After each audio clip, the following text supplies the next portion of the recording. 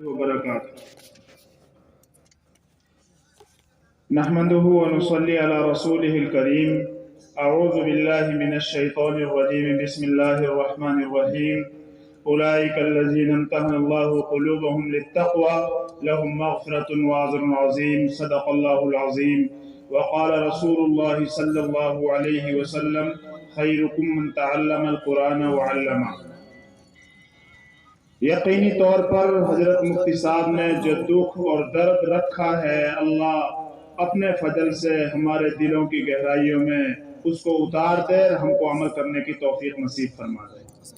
हमारे मेहमान खुसूसी मौलाना हकीमुद्दीन साहब यहाँ तशरीफ फरमा है और दूसरे हमारे एक बहुत ही बड़े बुजुर्ग और हमारे अकाबरीन के जो सर फहरिस्त हैं हाजी रमजान साहब, जो खलीफा और मिजाज हैं हजरत मदनी रहमतुल्लाह अलैह के, वो भी तशरीफ फरमा है। यकीनी तौर पर ये बड़ी खुशकिस्मती है जिन हजरात के देखने के लिए एक लंबा सफर करना पड़ता है, वो हजरत मौलाना फारूक साहब की दावत पर तशरीफ फरमा है और हम उनकी ज़ियारत से सरफराज हो रहे हैं।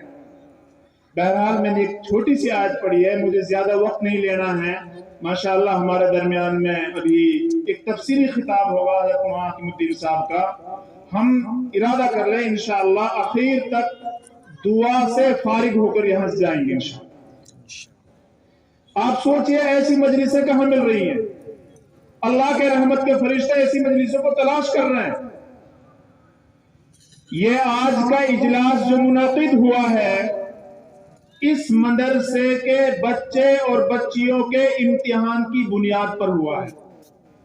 इस मदरसे के बच्चे और बच्चियों का इम्तिहान हुआ है और उस इम्तिहान के एतबार से जो बच्चे और बच्चियों ने मेहनतें की हैं, उस्तादों ने उनके ऊपर मेहनतें की हैं, उस्तादों ने अपना अंदर से जो उन्होंने इल्म सीखा है उसको तलबा और तालिबात के लिए पहुंचाया, मुंतकिल किया है। कई मरतबा हमारे जहन में ये बात आवे कि मौल साहब पहले भी मदरसा और मकतब मस्जिदन में पहले तो ये इम्तिहान ना हुआ, जिसे इम्तिहान अब हो रहा है कि नहीं सही, लेकिन अब तो इम्तिहान बहुत ज्यादा हो रहा है। आप यकीन समझिए इम्तिहान का मसला कोई नया नहीं है। जिस वक्त हजरत इंसान हजरत आदम अलैहिस्सलाम को पैदा करने का मसला था, अल्लाह ने फरिश्तों से मशवरा किया, पूछा मैं ऐसी मखलूक पैदा करना चाह रहा हूं, तुम्हारा